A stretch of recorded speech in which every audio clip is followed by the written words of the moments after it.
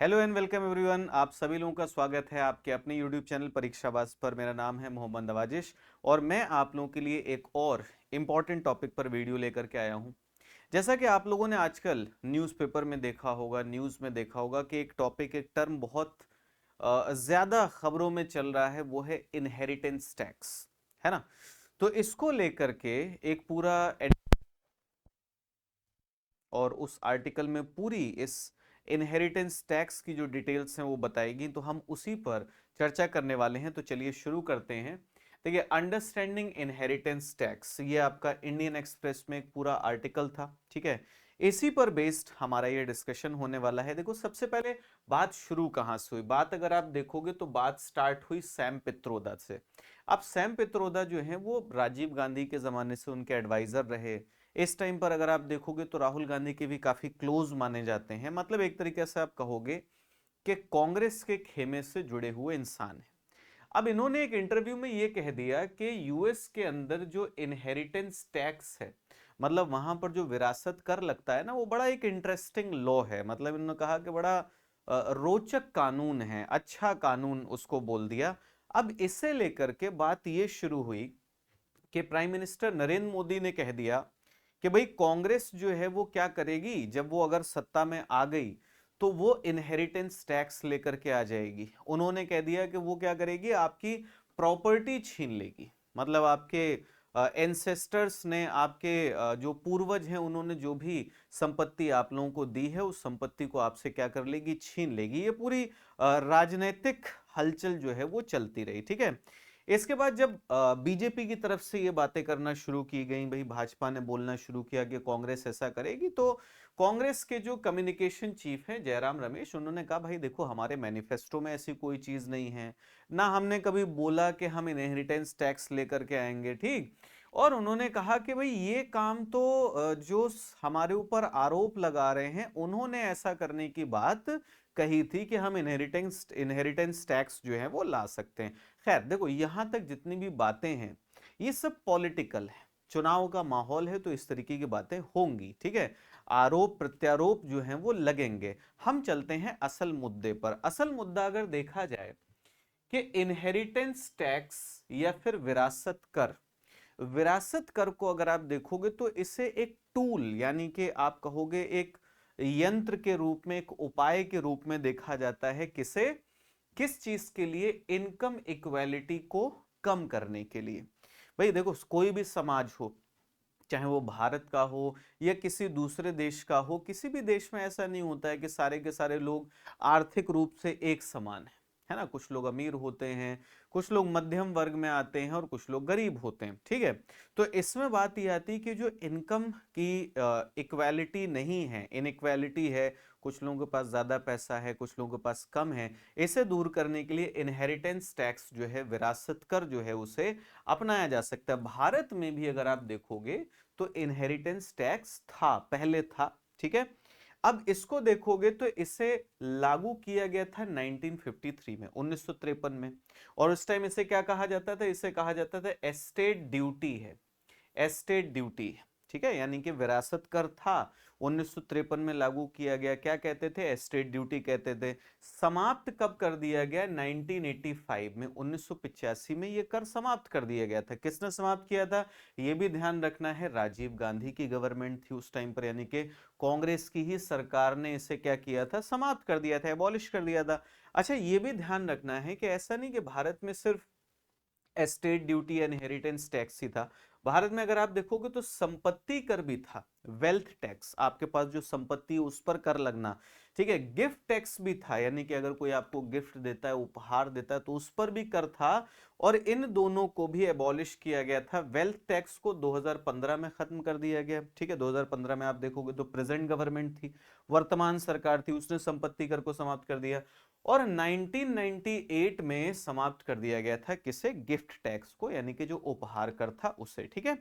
अब ये भी चीज देखने वाली है कि 2019 का जो लोकसभा इलेक्शन साइकिल था, यानी कि 2019 में जब लोकसभा के चुनाव होने थे, तो उस समय पर थोड़ा इनहेरिटेंस टैक्स को मतलब री इंट्रोड्यूस करने की बात हुई थी। ऐसा हुआ था कि क्या इस विरासत कर को दोबारा से लाना चाहिए? ठीक है, जो बजट मेकिंग हुई थी उस टाइम पर, बजट जो बन रहा था उस टाइम पर भी इनहेरिटेंस टैक्स को लेकर के बातें हुई थी। ठीक है, अब हम चलते हैं और बात करते हैं कि भाई भारत में जो इनहेरिटेंस टैक्स है उसकी हिस्ट्री क्या है, उसका इतिहास क्या है।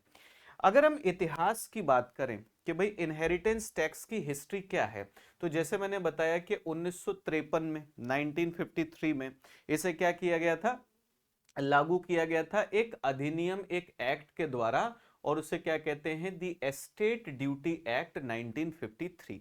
1953 में एक कानून लाई सरकार, दी एस्टेट ड्यूटी 1953 एक्ट, और उसके आधार पर क्या लगा दिया गया, इनहेरिटेंस टैक्स लगा दिया गया।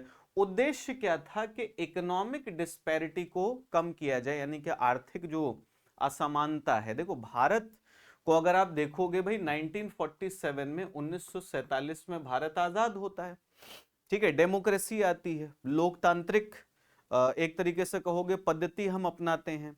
अब उससे पहले का अगर भारत आप देखोगे तो उससे पहले क्या भाई, राजा महाराजा हुआ करते थे, नवाब हुआ करते थे, जमींदार हुआ करते थे, समझ में आ रही बात है ना। तो यानी कि एक चीज आपको देखने को मिलेगी कि पहले आपको कहानी क्या देखने को मिल रही है कि अगर वेल्थ की बात की जाए, संपत्ति की बात की जाए, तो ऐसा नहीं कि सबके पास बराबर संपत्ति थी, कुछ लोगों के पास ज्यादा थी, कुछ लोगों के पास बिल्कुल नहीं थी, है ना। अब जैसे एक चीज है कि भाई वेल्थ की बात हो रही है, संपत्ति की बात हो रही है, तो मान लीजिए कि किसी के जो माता पिता हैं भाई, उनके पास बहुत सारी जमीन है, 200, 250, 300 एकड़ जमीन है। अब जब उनकी मृत्यु होगी तो वो संपत्ति किसे मिलेगी, उनके जो एक तरीके से आप कहोगे जो चिल्ड्रन होंगे, जो बच्चे होंगे, उनको मिलेगी, है ना। तो भाई ये क्या हो गया, ये तो इनहेरिटेंस है, ये तो कहोगे विरासत में मिल रही है ना। तो अब इससे क्या हो जाएगा कि जिनके पास ऑलरेडी वेल्थ एक्यूमुलेटेड है, जिनके पास पहले से संपत्ति ज्यादा है, वो संपत्ति उनके बच्चों को मिल जाएगी, और इससे यानी कि बाकी का जो तबका है समाज का, जिसके पास संपत्ति नहीं है, जो इकोनॉमिकली आप कहोगे बैकवर्ड है, लोअर सेक्शन है, उसको इसमें कुछ नहीं मिला। तो सरकार ने इस चीज पर क्या किया कि भाई एक कर लगेगा, जब भी एक जनरेशन से दूसरी जनरेशन में वेल्थ जो है वो ट्रांसफर होगी, संपत्ति जो है स्थानांतरित होगी, तो उसमें क्या लगेगी, एस्टेट ड्यूटी लगेगी। ठीक, और एस्टेट ड्यूटी कितना, पहली चीज ये ध्यान रखेंगे कि उन संपत्तियों पर लगती थी जिनकी वैल्यू 20 लाख से ज्यादा थी।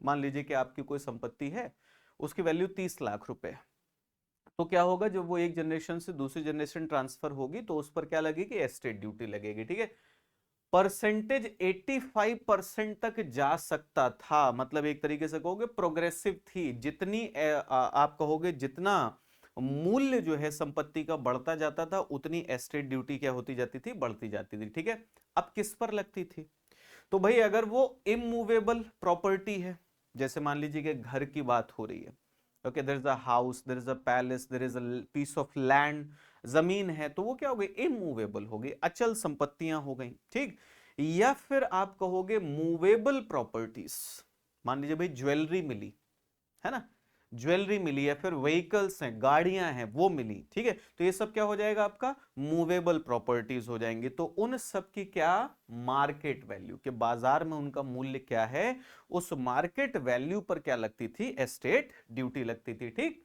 अब ये जो कानून था ना, इसमें एक एंटी अवॉइडेंस मैकेनिज्म भी थी, है ना, मतलब एक इस तरीके की पद्धति बनाई गई थी जिससे जिससे आप कहोगे परिहार रोधी तंत्र, मतलब इसको कोई बाईपास ना कर पाए। कैसे, मान लीजिए कि भाई यहां पर बात हो रही है किसकी, यहां पर बात हो रही है इनहेरिटेंस टैक्स की, विरासत कर है ना ये तो।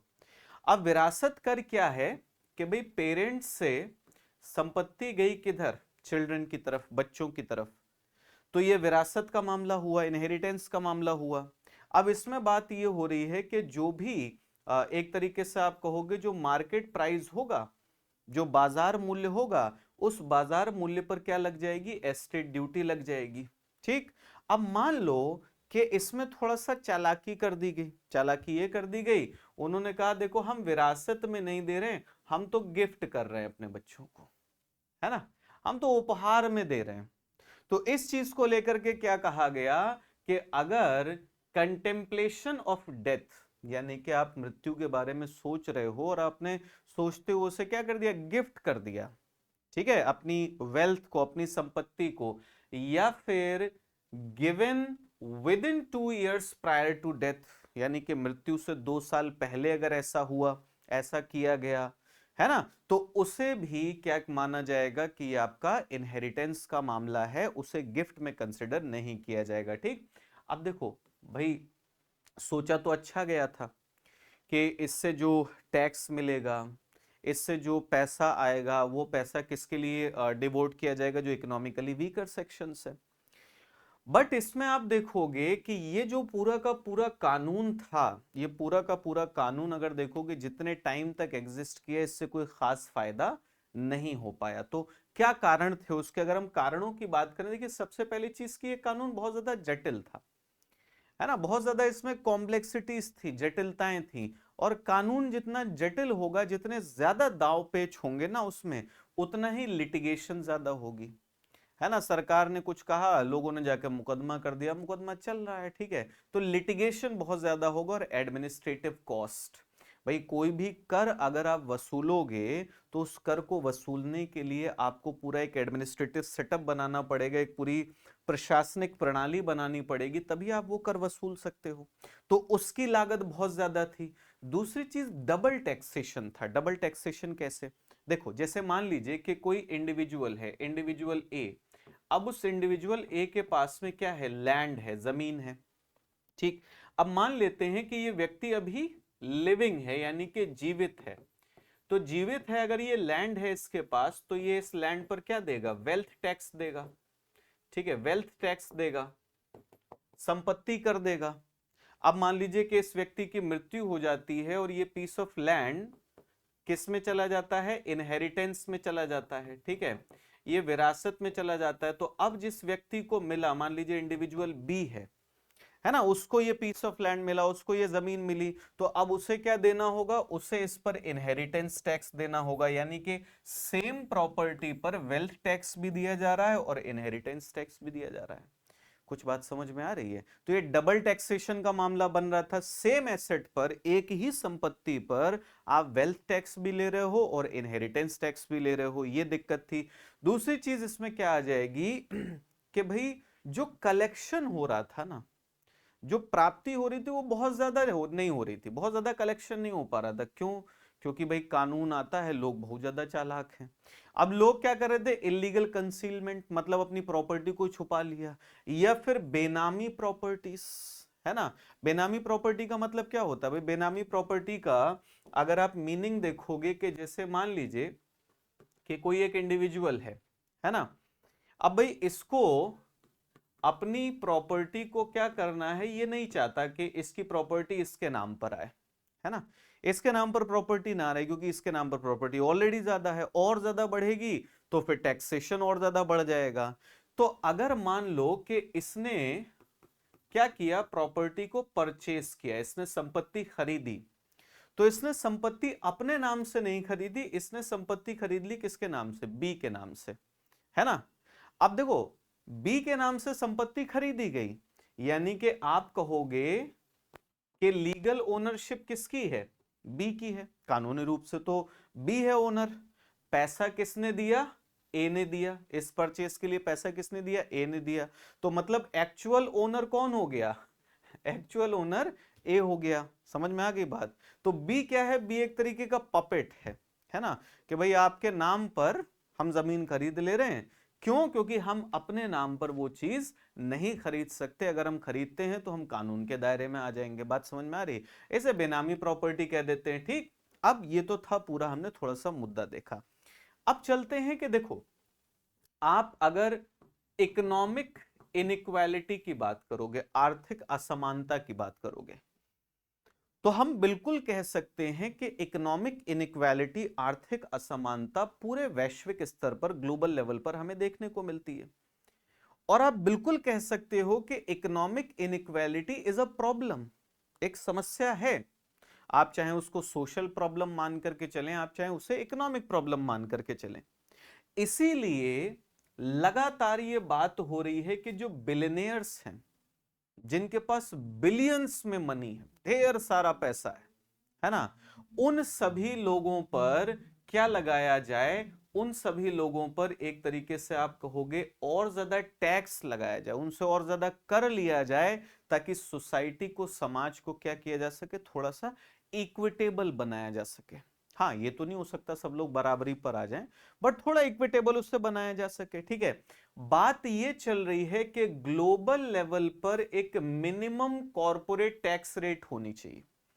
पूरे वैश्विक स्तर पर सारे देश मिलकर के एक समझौता कर लें कि कोई भी कंपनी किसी भी जगह पर किसी भी देश में काम करेगी, अगर वो प्रॉफिट अर्न करती है तो उस पर इतने % टैक्स होगा ही होगा। तो ये जो टैक्स हेवन वाली जो कॉन्सेप्ट है ना, कि भाई कुछ देश ऐसे हैं जो कहते हैं कि हम तो बहुत कम टैक्स लेंगे सर, आप हमारे यहां पर आकर के इंडस्ट्री लगा लीजिए, है ना। तो अब उसने क्या किया, वो कंपनी है किसी दूसरे देश की, उसने जाकर के अपनी इंडस्ट्री सेटअप कर ली, कहां पर, दूसरी कंट्री में, और वो टैक्स नहीं दे रहे हैं, टैक्स बहुत कम दे रहे हैं। ठीक है, यूएस के अंदर ये प्रपोजल चल रहा है कि जो ऐसे लोग हैं ना, जितने भी ऐसे लोग हैं जिनकी वेल्थ, जिनकी संपत्ति $100 मिलियन से ज्यादा है, उनके ऊपर मिनिमम 25% टैक्स लगाया जाए, कम से कम 25% टैक्स उनके ऊपर लगाइए। बात चल रही है, फ्रांस और ब्राजील बात कर रहे हैं कि G20 का डिक्लेरेशन लेकर के आइए, ठीक है, जिसमें कि सुपर रिच, बहुत ज्यादा अमीर जो लोग हैं, उन सब पर क्या किया जाए, उन सब पर टैक्स, मतलब एक यूनिफॉर्मिटी ऑफ टैक्स होनी चाहिए। ठीक है, अब बात करते हैं कि भाई वेल्थ की अगर बात हो रही है, संपत्ति की बात हो रही है, धन की बात हो रही है, तो इस पर टैक्स लगाने के तरीके कौन कौन से हो सकते हैं, क्या क्या तरीके हो सकते हैं। देखो, अगर आप टैक्सेस की बात करोगे तो सबसे पहला आता है the flow of income on wealth, यानी कि आपके पास जो संपत्ति है, ठीक है, उस संपत्ति से आय का जो प्रवाह हो रहा है, एक तो उस पर कर लग सकता है। ठीक, दूसरा होगा at the time of transfer of wealth, है ना, कि आप संपत्ति बेचते हो, यह संपत्ति एक जनरेशन से दूसरे जनरेशन में ट्रांसफर होती है, तो उस पर आपका टैक्स लग जाएगा।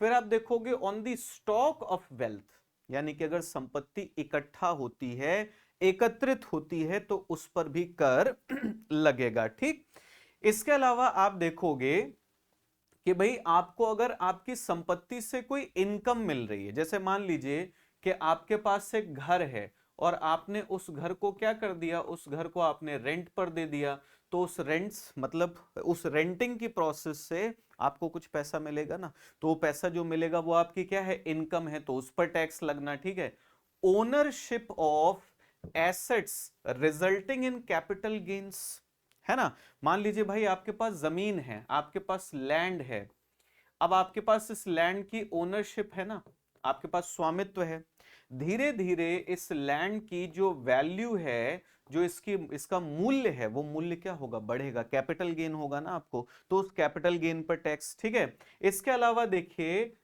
और किस प्रकार के टैक्सेस लगाए जा सकते हैं, ट्रांसफर टैक्सेस, ट्रांसफर टैक्सेस, हस्तांतरण कर, जैसे वेल्थ टैक्स आ गया, ठीक है, संपत्ति कर लग जाएगा, इनहेरिटेंस टैक्स आ गया, विरासत कर लग जाएगा, या फिर आप बात करोगे एस्टेट टैक्स, गिफ्ट टैक्स, ये सारी की सारी चीजें आपके किस में आएंगी, ट्रांसफर टैक्स में आ जाएंगी। मतलब वेल्थ की अगर बात हो रही है ना, संपत्ति की बात हो रही है, तो कई तरीके हो सकते हैं कि भाई अगर कोई संपत्ति को इकट्ठा कर रहा है ना, उस पर टैक्स आप लगा लीजिए।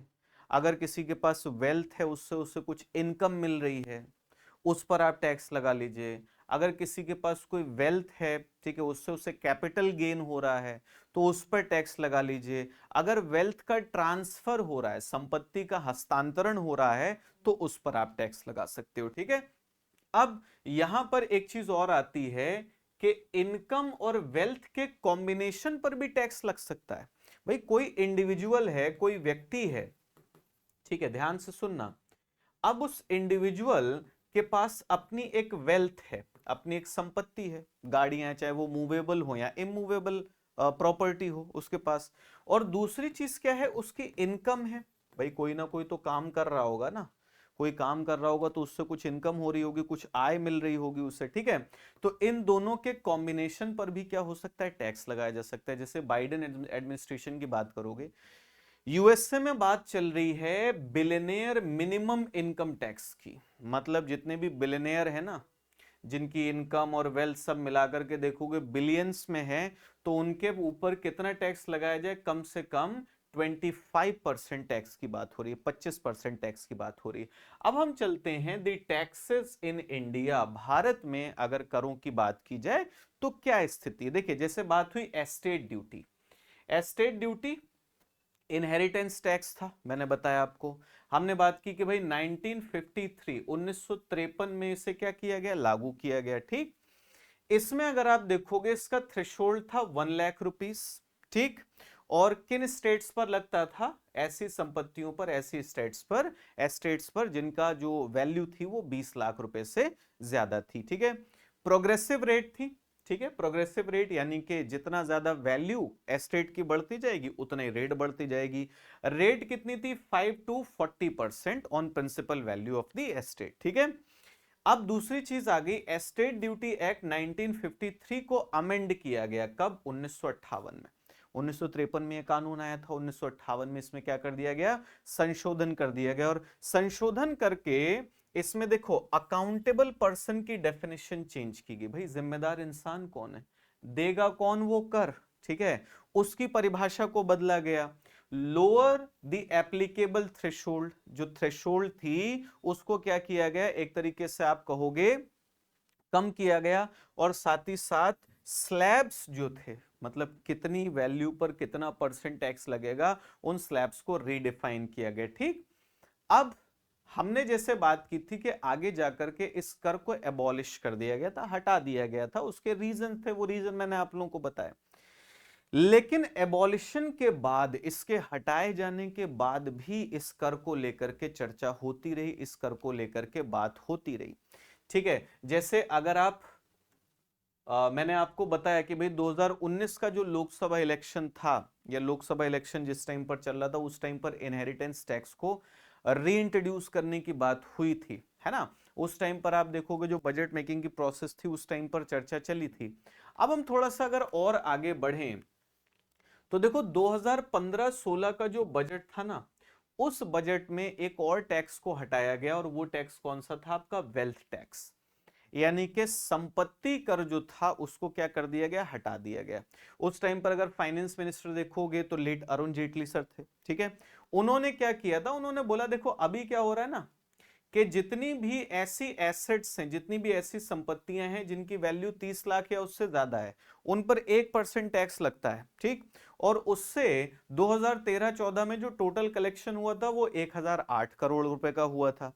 उन्होंने कहा हम एक काम करते हैं, इस वेल्थ टैक्स को हटा देते हैं, ठीक है, और उसकी जगह पर एक सरचार्ज लगा देते हैं, टैक्स के ऊपर सरचार्ज लगा देते हैं, कितना, 2% का। ये किन लोगों पर लगेगा, उन्होंने कहा ऐसे इंडिविजुअल्स पर लगाएंगे जिनकी टैक्सेबल इनकम 1 करोड़ से ज्यादा है, ठीक है। तो भाई अगर कोई भी इंसान भारत में ऐसा है जिसकी टैक्सेबल इनकम जो है, मतलब सारे डिडक्शंस वगैरह हटा करके अगर 1 करोड़ से ज्यादा की इनकम उसकी बन रही है, तो उसके ऊपर जो टैक्स लगेगा उस टैक्स के साथ उसके ऊपर 2% का सरचार्ज लगेगा। उन्होंने कहा अगर हम ऐसा करते हैं तो हमें लगभग 9,000 करोड़ की इनकम होगी। तो एक तरफ आप एक टैक्स लगा रहे हो जिससे 1,000 करोड़ के आसपास आपको मिल रहा है, और दूसरी तरफ सरचार्ज लगा करके आपको 9,000 करोड़ मिल जा रहा है, तो ये ज्यादा बेटर है, ठीक है। अब चलते हैं कॉस्ट एंड रेवेन्यू की बात करते हैं, ठीक है। कॉस्ट एंड रेवेन्यू की बात करते हैं, देखो बहुत सिंपल सी बात है थी। कोई भी काम अगर आप करोगे तो हर काम की एक कॉस्ट होगी, हर काम की एक कीमत होती है, ठीक है। और जब आप वो कीमत चुकाते हैं तो उस कीमत को चुकाने से आपको क्या होता है, प्रॉफिट होता है, लाभ होता है। तो यहां पर बात यह है कि अगर हम कोई टैक्स लगाते हैं तो उस टैक्स की कॉस्ट क्या है और उस टैक्स से रेवेन्यू कलेक्शन कितना हो रहा है, ठीक है। इस मुद्दे पर हम लोग बात करेंगे। लेकिन उससे पहले एक चीज आती है कि सबसे पहले आप टैक्स पेयर्स के पॉइंट ऑफ व्यू से देखिए, है ना। देखो जो सैलरीड लोग होते हैं, आप किसी कंपनी में काम कर रहे हो, ठीक है, आपको सैलरी मिलती है, या आप गवर्नमेंट एम्प्लॉय हैं, आपको सैलरी मिलती है, तो आपके पास तो कोई ऑप्शन है नहीं भाई, टीडीएस काट करके आपको सैलरी मिलती है, तो उसमें तो टैक्स तो आपका पहले ही कट जा रहा है, ठीक है। लेकिन जो वेल्दी लोग होते हैं, है ना, जो बिजनेसमैन हैं, जो धनाढ्य लोग हैं, उनके साथ क्या होता है ना, वो टैक्स को लेकर के बड़ा सेंसिटिव होते हैं। और जहां कहीं भी टैक्सेशन की रेट बहुत ज्यादा हाई है ना, किसी देश में मान लो अगर टैक्सेशन बहुत ज्यादा है, बहुत स्ट्रिक्ट रूल्स हैं उसको लेकर के, टैक्स देना ही पड़ेगा, ज्यादा टैक्स देना पड़ेगा, तो वो क्या करते हैं कि छोड़ो, फिर हम यहां से अपनी जो पूंजी है, जो इन्वेस्टमेंट है, उसको हटा लेंगे भाई। हम आपके देश में कोई चीज खरीदेंगे नहीं, हम ऐसे देश में जाकर खरीद लेंगे जहां पर टैक्स कम होगा या टैक्स हेवन होगा वो, ठीक है। इससे एक चीज और भी है, एक तो नुकसान ये होता है, अगर आप हाई टैक्स रेट लगाते हो तो ये नुकसान होगा कि भाई ये सब लोग अपना पैसा लेके भाग जाएंगे। दूसरी चीज ये भी है कि हाई टैक्स रेट से लगाइए, बिल्कुल ठीक है, लेकिन अगर आप हाई टैक्स रेट लगा रहे हो और आपकी जो कॉस्ट ऑफ कलेक्शन है, यानी कि उस कर को इकट्ठा करने की जो लागत है वो ज्यादा है, आपको उससे बहुत ज्यादा रेवेन्यू नहीं मिल रहा है, फायदा नहीं मिल रहा है, तो इसका मतलब ये भी आप क्या कहोगे कि ये भी एक तरीके से क्या हो जाएगा, नुकसानदायक चीज हो जाएगी। अब जब एस्टेट ड्यूटी लगाया गया 1953 में, लगाया गया 1953 में, तो शुरुआती टाइम में क्या हुआ, देखो आप देखोगे 1954-55 54-55 की बात है, सरकार ने सोचा था कि 25 लाख के आसपास रेवेन्यू आएगा, आया कितना, 8 लाख, ठीक है। 1955-56 में सरकार ने सोचा कि अच्छा 21 लाख के आसपास आ जाएगा, ठीक, फिर बाद में इसको रिवाइज करना पड़ा, कितना, 13 लाख, ठीक। तो इसका मतलब क्या हुआ कि भाई कॉस्ट ऑफ कलेक्शन बहुत ज्यादा है, डबल टैक्सेशन भी है, क्योंकि इनहेरिटेंस टैक्स भी लगाया जा रहा है और वेल्थ टैक्स भी लगाया जा रहा है, ठीक है। इन सब चीजों को देख करके जो एस्टेट ड्यूटी थी उसे एबॉलिश कर दिया गया। 1985-86 का जो बजट सेशन था, उस बजट सेशन के टाइम पर देखोगे जो फाइनेंस मिनिस्टर थे वो वीपी सिंह थे, है ना। उन्होंने क्या कहा, उन्होंने कहा देखो ये जो दो दो टैक्स लगा रहे हो ना सेम प्रॉपर्टी पर, एक वो है वेल्थ टैक्स जो कि इंसान मरा नहीं तो उससे पहले लग रहा है, ठीक है। दूसरा एस्टेट ड्यूटी वो तब लगेगा जब उस व्यक्ति की मृत्यु हो जाएगी, ठीक है। तो इन्होंने कहा ये तो एक तरीके से प्रोसीजरल हैरेसमेंट है ना, प्रक्रियात्मक उत्पीड़न हो गया लोगों का, है ना, कि आप एक ही चीज पर दो दो बार टैक्स ले रहे हो। उन्होंने ये भी कहा कि एस्टेट ड्यूटी को जो काम करना था कि वो इनइक्वालिटी को कम करे, असमानताओं को दूर करे, ऐसा उसने काम नहीं किया कि भाई वहां से बहुत ज्यादा पैसा मिल जाए और जो स्टेट गवर्नमेंट्स हैं या गवर्नमेंट है वो उस पैसे को इकोनॉमिकली वीकर सेक्शन के लिए खर्च कर पाए, वो नहीं हो पाया, ठीक है। तो उन्होंने ये कहा कि देखिए जो पैसा हमें मिल रहा है वो 20 करोड़ के आसपास है, मतलब उन्होंने पिछले साल का डेटा जो है वो दिया और उन्होंने कहा एडमिनिस्ट्रेटिव कॉस्ट जो है वो बहुत ज्यादा है।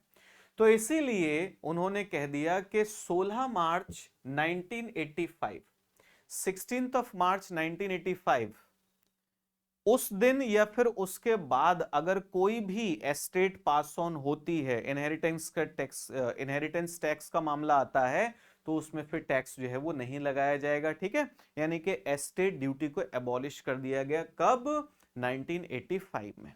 वेल्थ टैक्स में भी सेम मामला था। 2015-16 का अगर बजट सेशन देखोगे तो उसमें अरुण जेटली जी ने स्पीच दी।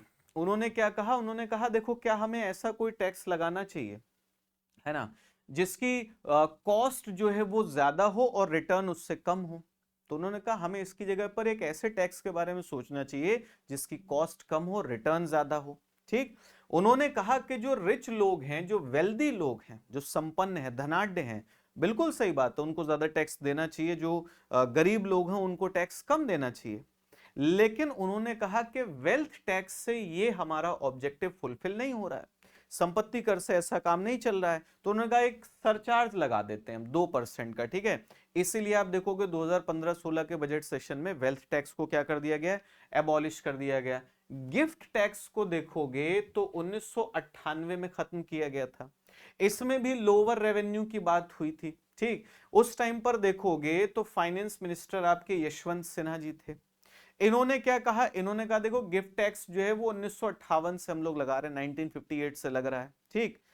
अगर इससे जो हमें रेवेन्यू मिल रहा है उसकी बात करोगे तो ये लगभग इनसिग्निफिकेंट है। उन्होंने कहा पिछले साल हमने 9 करोड़ रुपए कलेक्ट किया, ठीक। लेकिन अगर आप देखोगे तो हमारी कॉस्ट ज्यादा है इसको कलेक्ट करने की, और हम जो सोचते हैं कि भाई टैक्स इवेजन या फिर टैक्स अवॉइडेंस जो है ना, कि लोग कर की चोरी कर रहे हैं, उसको रोकने के लिए अगर हम गिफ्ट टैक्स की बात करें तो कोई बहुत ज्यादा सिग्निफिकेंट इसका कंट्रीब्यूशन हमें देखने को नहीं मिल रहा है। और उन्होंने कहा कि भाई 30 सितंबर 1998, 30 सितंबर 1998 उस दिन या उसके बाद अगर कोई गिफ्ट दिया जाता है तो उस गिफ्ट पर कोई टैक्स जो है वो नहीं लगेगा। हालांकि गिफ्ट टैक्स को बाद में दोबारा से क्या किया गया, रिवाइव किया गया। कब? जुलाई 2004, जुलाई 2004 में उस टाइम के जो फाइनेंस मिनिस्टर थे पी चिदम्बरम, उन्होंने कहा कि देखो भैया मनी लॉन्ड्रिंग हो रही है और मनी लॉन्ड्रिंग को रोकने के लिए हमें क्या चाहिए, गिफ्ट टैक्स चाहिए। तो उन्होंने कह दिया कि अगर आप किसी भी अनरिलेटेड पर्सन से कोई गिफ्ट लेते हो, कोई ऐसा इंसान जिससे आपका कोई रिश्ता नाता नहीं है, कोई लेना देना नहीं है, वो आपको आकर के गिफ्ट देके चला जाता है और आप तो कहते हो देखो हमें तो भाई गिफ्ट दिया उसने, हमने घूस थोड़ा ना ली है, ब्राइब का मामला थोड़ा ना, उसने गिफ्ट दिया। उन्होंने कहा नहीं, अगर उस गिफ्ट की वैल्यू 25,000 से ज्यादा है, उसकी कीमत को बाद में 50,000 से ऊपर कर दिया गया था, ठीक है, 50,000 लिमिट कर दी गई थी, इनिशियली 25,000 रखा गया कि 25,000 से ज्यादा अगर कीमत है ना, तो वो फिर आपकी इनकम में काउंट होगा, उस पर टैक्स लगेगा, टैक्स लिया जाएगा आपसे। हाँ, ये बोला गया कि ब्लड रिलेशन, भाई खून का रिश्ता है, ठीक है, ये आपके लीनियल एसेंडेंट्स और डिसेंडेंट्स हैं, आपके पूर्वज हैं, या मान लीजिए बच्चे अच्छे हैं, उन्होंने कोई चीज आपको दे दी, ठीक, या फिर मैरिज वगैरह की ओकेजन पर, शादी वगैरह के टाइम पर अगर कोई गिफ्ट मिलता है तो उसको एग्जेम्प्टेड रखा गया, ठीक। लास्ट में हम लोग आते हैं कि दुनिया भर के एक्सपीरियंस हमें क्या बताते हैं। देखो मार्च 2024 में आईएमएफ का एक नोट आया। आईएमएफ के नोट ने यह कहा कि अगर आप वेल्थ पर टैक्स रेट्स की बात करोगे ना, जो संपत्ति है, संपत्ति पर जो टैक्स रेट्स हैं, उन्होंने कहा दुनिया भर में हमें देखने को मिल रहा है कि पिछले 3 डेकेड्स जो हैं, पिछले 3 दशक जो हैं, उसमें वेल्थ टैक्स धीरे धीरे क्या होता जा रहा है, घटता चला जा रहा है। उन्होंने ये भी कहा कि अगर हम average corporate income tax rates की बात करें तो एवरेज कॉर्पोरेट इनकम टैक्स भी जो हैं वो भी लगभग लगभग सभी देशों में क्या हो रहे हैं, घट रहे हैं, ठीक है। भाई टैक्स रेट घटेगा तभी तो कॉर्पोरेट्स वहां पर अपनी इंडस्ट्रीज वगैरह एस्टेब्लिश करेंगे, अपने बिजनेस एस्टेब्लिश करेंगे, ठीक है। अब एक चीज और आती है कि ओईसीडी का, ठीक है, organisation of economic cooperation and development, इनकी कंट्रीज का जो डेटा है उसको कोट करते हुए आईएमएफ ने कहा कि देखो 1990 में 12 ऐसे ओईसीडी कंट्रीज थे जिनके पास वेल्थ टैक्स था, लेकिन अगर अब आप देखोगे तो केवल 3 देश बचे हैं, स्विट्जरलैंड, स्पेन और नॉर्वे, जिनके अंदर वेल्थ टैक्स लगता है। बाकी सारे देशों ने वेल्थ टैक्स क्या कर दिया, हटा दिया है, ठीक है। रिसर्चर्स ने यह बताया है कि जो वेल्दी इंडिविजुअल्स हैं, धनी जो लोग हैं ना, वो क्या कर रहे हैं, वो बहुत कम टैक्स जो है वो पे करते हैं।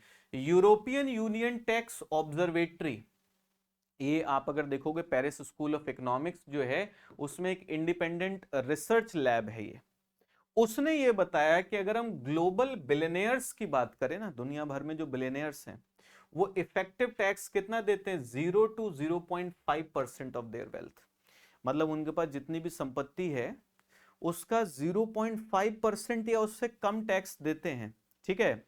और ऐसा क्यों, क्योंकि वो शेल कंपनीज वगैरह बना लेते हैं, उसमें इन्वेस्ट कर देते हैं, फर्जी कंपनी है उसमें इन्वेस्ट कर दिया, है ना। अब वो फर्जी कंपनी क्या दिखा रही है, घाटा दिखा रही है, लॉस हो रहा है, समझ में आ गई बात।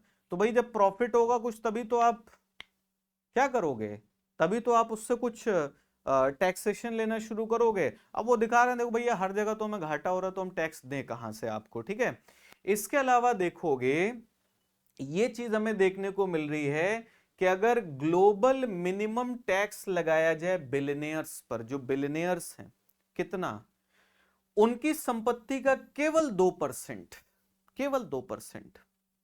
तो हमें यह देखने को मिल रहा है कि 3000 से कम लोगों पर अगर ऐसा टैक्स लगा दिया जाए तो कितना पैसा हमें मिल सकता है, $250 बिलियन, $250 बिलियन। लेकिन ये लोग कितना पैसा दे रहे हैं, कितना टैक्स दे रहे हैं, 0.5% से भी कम। ठीक है, अब वेल्दी टैक्स पेयर्स को देखोगे ना तो वो अपना एवरेज टैक्स रेट जो है उसको घटाने की कोशिश करते हैं। भाई वो लूप होल्स ढूंढ लेते हैं। भाई पूरा देखोगे आप, वो प्रोफेशनल्स को हायर करते हैं कि किस तरीके से टैक्स बचाया जा सकता है ना। एक आम आदमी के पास वो सुविधा नहीं है, उसका टैक्स पहले से कट के मिल रहा है ना। वो फिर बाद में थोड़ा बहुत दिमाग लगा के कर ले तो कर ले। वहां पर डेडिकेटेड टीम्स हैं कि किस तरीके से टैक्स बचाया जा सके। ठीक है, अगर आप देखोगे आईएमएफ ने कहा कि जो वेल्दीएस्ट 25 इंडिविजुअल्स हैं यूएस के अंदर, यूएस में 25 जो सबसे अमीर लोग हैं, अगर उनका इफेक्टिव एवरेज टैक्स रेट देखा जाए तो केवल 3.25% है। यही तो बात होती है ना कि जो सबसे ज्यादा अमीर है उस पर सबसे ज्यादा टैक्स लगेगा, जो सबसे गरीब है उस पर सबसे कम टैक्स लगेगा, है ना।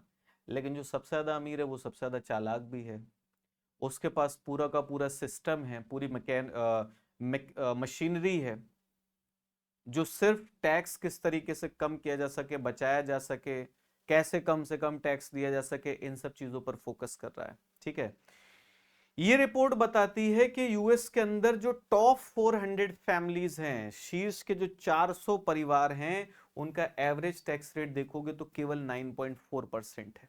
ठीक है, तो ये सारी चीजें हमें देखने को मिलती हैं अगर हम टैक्सेशन की बात करें।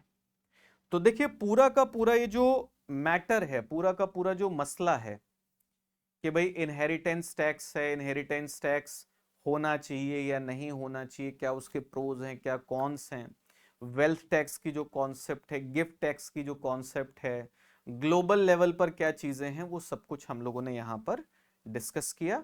तो ये पूरा का पूरा टॉपिक हम लोगों का कंप्लीट हुआ। अब मैं लास्ट में आप लोगों को बता दूं, देखिए हमारा जीएस का फाउंडेशन कोर्स चल रहा है जिसमें पॉलिटी की क्लास आपकी शाम को 8 बजे आती है, मंडे, ट्यूसडे और वेडनेसडे को।